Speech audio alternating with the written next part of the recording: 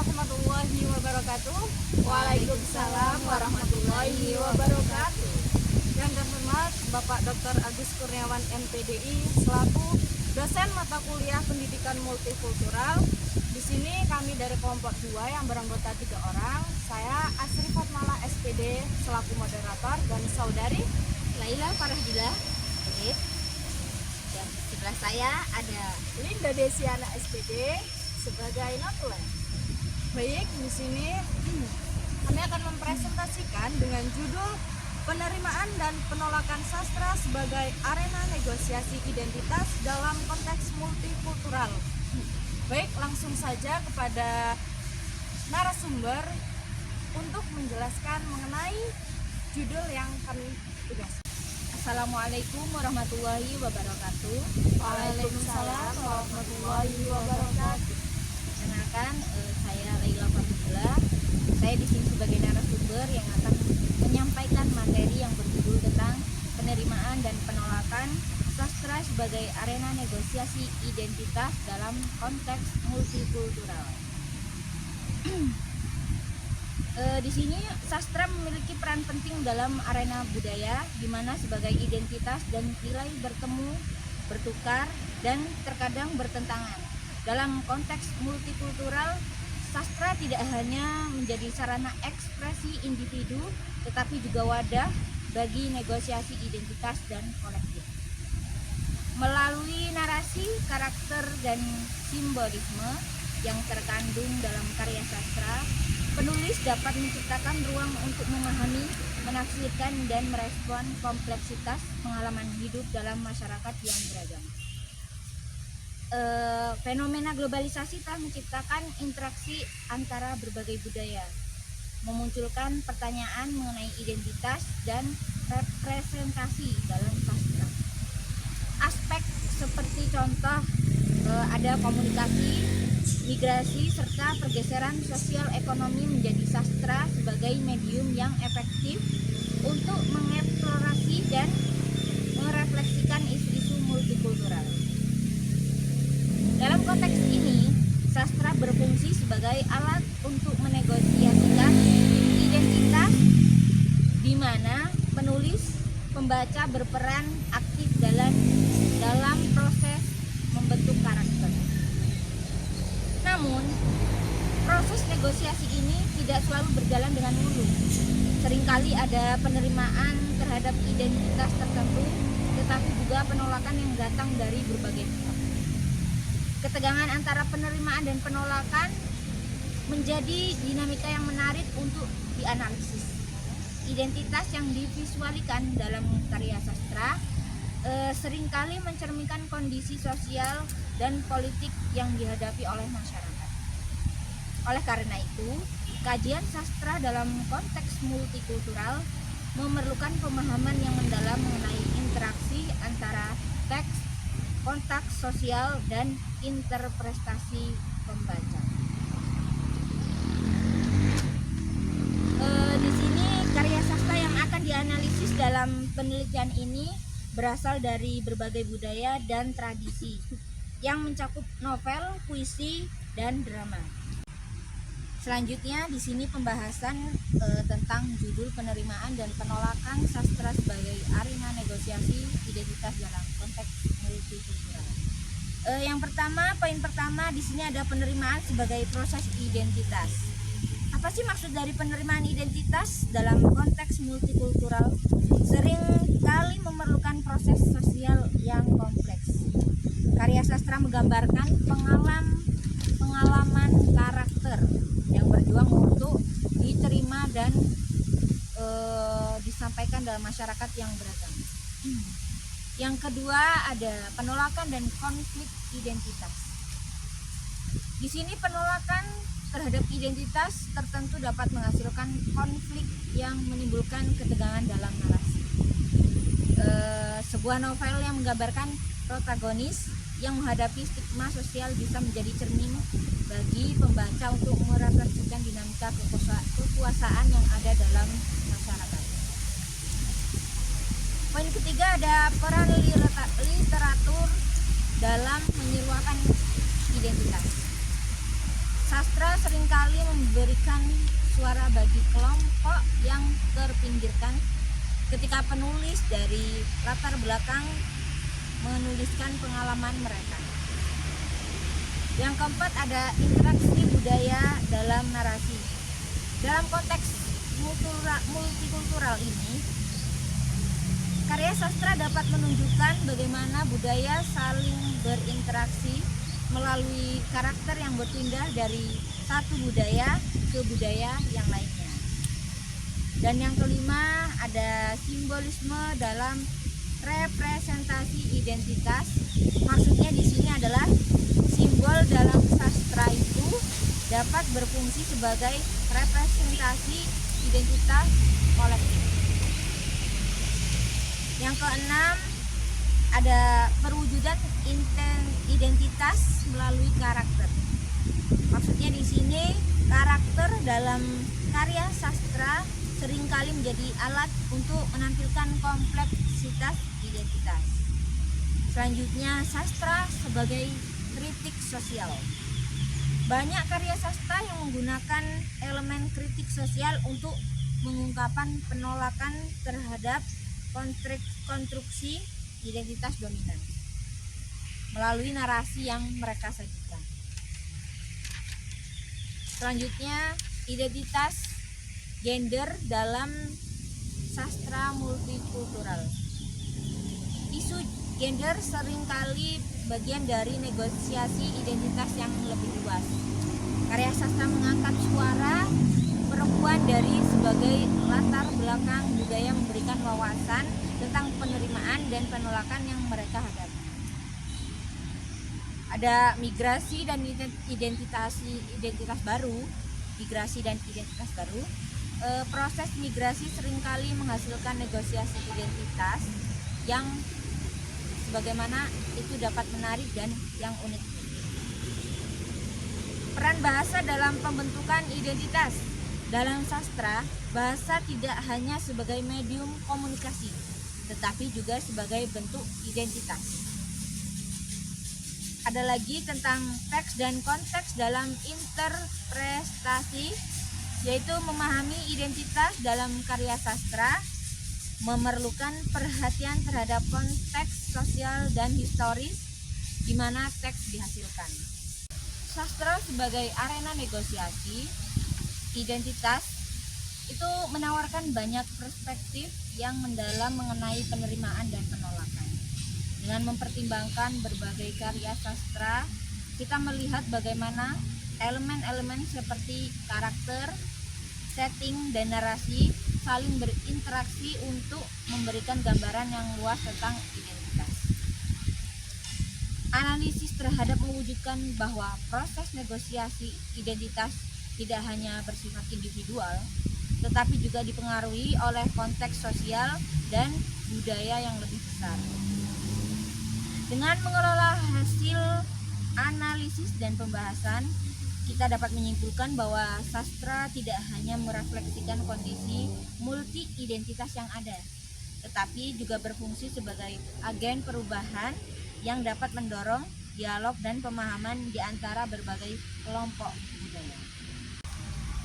Dalam hal ini, kesimpulan dari pembahasan tadi ialah proses penerimaan dan penolakan tidak hanya terpresentasi melalui karakter dalam narasi, tetapi juga melalui interaksi yang terjadi dalam konteks sosial dan budaya. Karya sastra menjadi medium yang kuat dalam menyampaikan suara-suara yang terpinggirkan, memberikan wawasan berharga bagi para pembaca untuk memahami dan menghargai perbedaan. Dalam hal ini, sastra tidak hanya sebagai produk budaya tetapi juga sebagai sarana untuk dialog antar budaya yang berkelanjutan. Mungkin itu saja pembahasan materi yang dapat saya sampaikan. Dalam hal ini saya kembalikan kepada moderator. Baik. Wassalamualaikum warahmatullahi wabarakatuh. Selanjutnya kita menuju sesi tanya jawab. Bagaimana teman-teman untuk teknisnya? Karena audiensnya kita berdua dan karena pematerinya juga di tengah-tengah, maka di antara kita berdua boleh dong saling tanya jawab. Nanti nanti siapa yang bisa bantu jawab gitu. Nah nanti kita serahkan juga ke pemateri gitu saja. Oke, silakan. Di sini berarti aku langsung mancing pertanyaan aja ya. Boleh boleh. Oke, di sini ada pertanyaan yang pertama, apa yang dimaksud dengan sastra sebagai arena negosiasi identitas? Mungkin boleh saya jawab dulu ya Silakan. sahabat pemateri. Apa yang dimaksud dengan sastra sebagai arena negosiasi dalam identitas? Oke, bentar ya.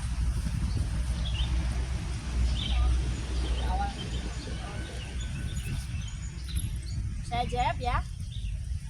Apa yang dimaksud dengan sastra sebagai arena negosiasi identitas? Sastra sebagai arena negosiasi identitas mengacu pada peran sastra dalam menciptakan, membentuk, dan mempresentasikan identitas individu atau kelompok.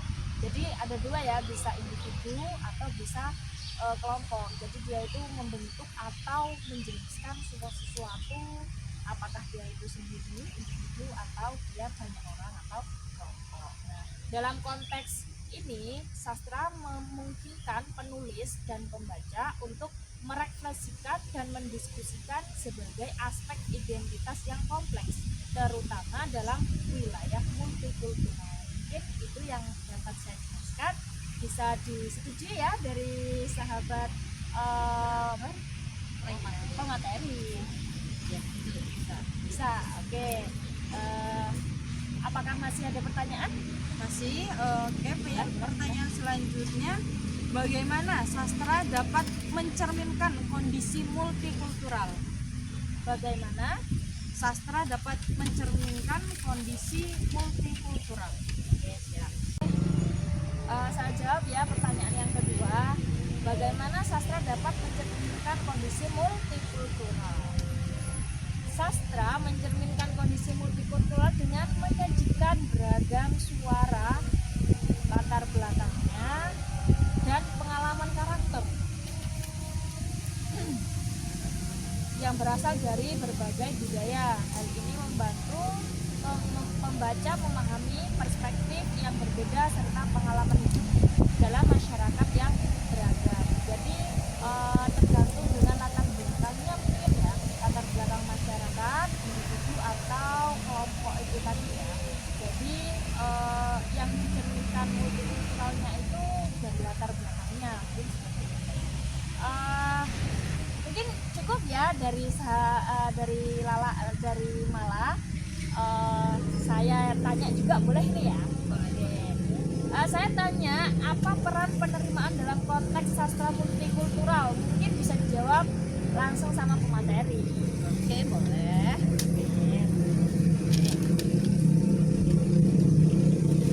Baik,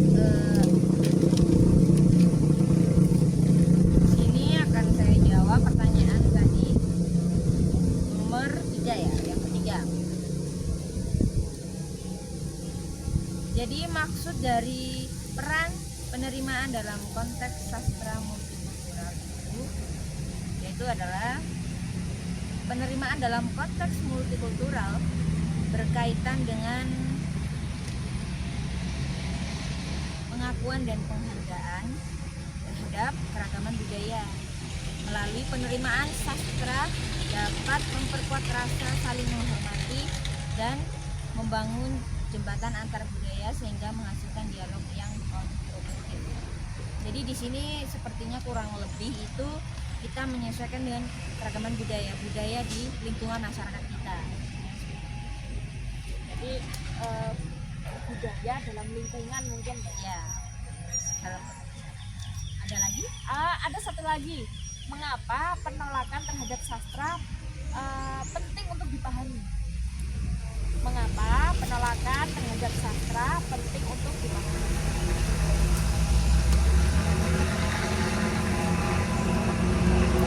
Baik, silakan saya jawab.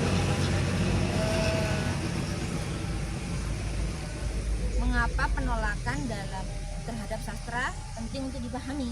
Karena penolakan terhadap sastra penting untuk dipahami itu karena ini sering mencerminkan ketidakpuasan atau konflik yang muncul dari penggambaran identitas yang berbeda atau bertentangan.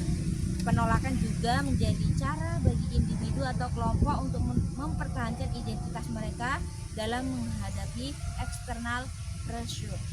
Jadi kemungkinan karena perbedaan latar belakang ya. Ya, salah satunya seperti itu. Jadi kalau memang umpamanya nih ada kelompok lain ini tidak setuju dengan budaya kelompok ini, nah itu Iya. seperti itu lah. Jadi bagaimana cara kita itu untuk memahami perbedaan di antara kedua kelompok tersebut. Menemukan identitas kita masing-masing. Oke, selanjutnya ada pertanyaan lagi dari moderator. Ya, Boleh? baik, ada. Jadi pertanyaan selanjutnya, Sekarang yang kelima. Pertanyaan kelima berarti ini ya udah. Iya. Boleh. bagaimana hubungan antara identitas individu dan identitas kolektif dalam sastra?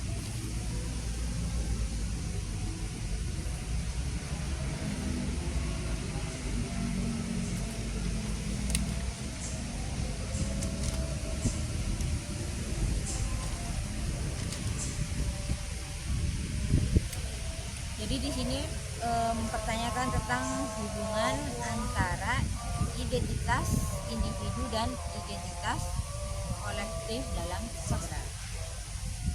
Untuk dipahami, jadi identitas individu itu sering dipengaruhi oleh identitas kolektif. Dan sastra itu menciptakan ruang untuk mengeksplorasi hubungan ini.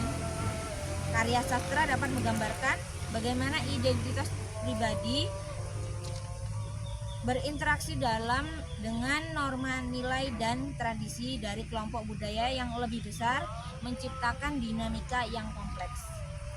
Jadi walaupun kita memiliki individual yang mempunyai perbedaan nilai norma dan tradisi di setiap budaya, kita masih ada hubungan interaksi yang dimana kita bisa menjadi suatu hubungan yang kompleks. Ya sepertinya mungkin contoh walaupun kita itu berbeda-beda background, cuman kan tetap kita satu bangsa Indonesia. Mungkin dalam konteks yang seperti itu ya. Masih adakah pertanyaan lagi? Baik, sudah cukup. Coba sekarang kalian mau nambahkan materi lagi? Pertanyaan-pertanyaan. Pertanyaan sebenarnya masih ada sih, masih ada. Tadi di sini udah tak kasih tadi tanda sih yang mau tak Pertanyakan. Kayak, Coba kamu oh gini. Contoh yang menunjukkan negosiasi identitas dalam konteks multikultural? Apa contoh yang menunjukkan negosiasi identitas dalam konteks multikultural? Contohnya. Nah, Ini kayak kita bikin. oh ini. Ini buku saya. Contoh salah satunya contohnya itu adalah sastra yang menunjukkan negosiasi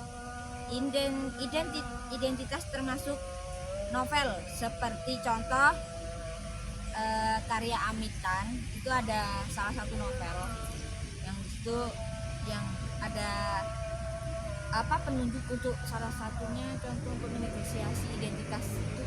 Di situ ada filmnya, boleh dicari ya, yang karya Amitan yang menggambarkan hubungan antara generasi imigran Cina dan anak-anak mereka di Amerika, menunjukkan bagaimana mereka bernegosiasi dengan identitas budaya mereka. Kan beda nih dari ada budaya di Cina dan di Amerika tuh. Nah di situ ada perbedaan interaksi dari identitas yang dimana mereka bisa menjadikan suatu Ya berarti sosial.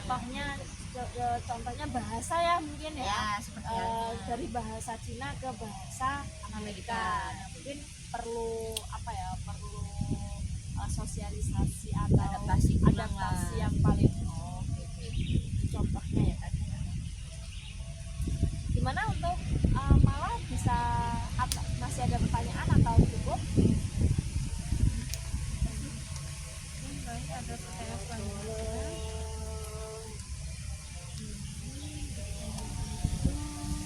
Bagaimana sastra dapat berfungsi sebagai bentuk perlawanan?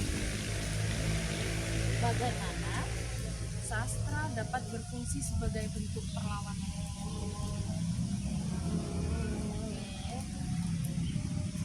mungkin bisa saya jawab dulu ya. Silakan. Bagaimana sastra dapat berfungsi sebagai bentuk perlawanan?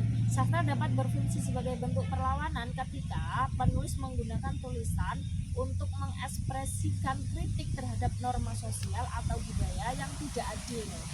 Nah, karya sastra yang menggunakan pengalaman terpinggirkan dapat menentang narasi dominan dan mendorong pembaca untuk mempertimbangkan sudut pandang yang berbeda. Jadi, ketika ada bentuk perlawanan dari apa yang telah disampaikan itu tadi, itu pasti karena sosial budayanya itu tidak sesuai atau tidak adil dengan kenyataannya. Jadi pendengar tidak akan bisa menerima apa yang disampaikan seperti itu. Karena pasti seorang pendengar itu memilih dulu, oh ini yang disampaikan tapi kenyataannya seperti ini. Jadi kalau memang tidak sesuai, jadi kalau tidak sesuai ya atau tidak adil ya pasti menolak atau melawan apa yang disampaikan. Gitu.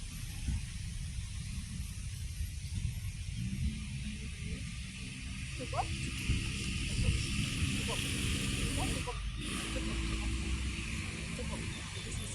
Ya, baik. Jadi untuk sesi tanya jawab ini kita cukup sampai di sini. Kita tutup ya. Baiklah, untuk presentasi kali ini kita tutup sampai di sini. Kurang lebihnya kami mohon maaf dan kami akhiri. Wassalamualaikum warahmatullahi wabarakatuh.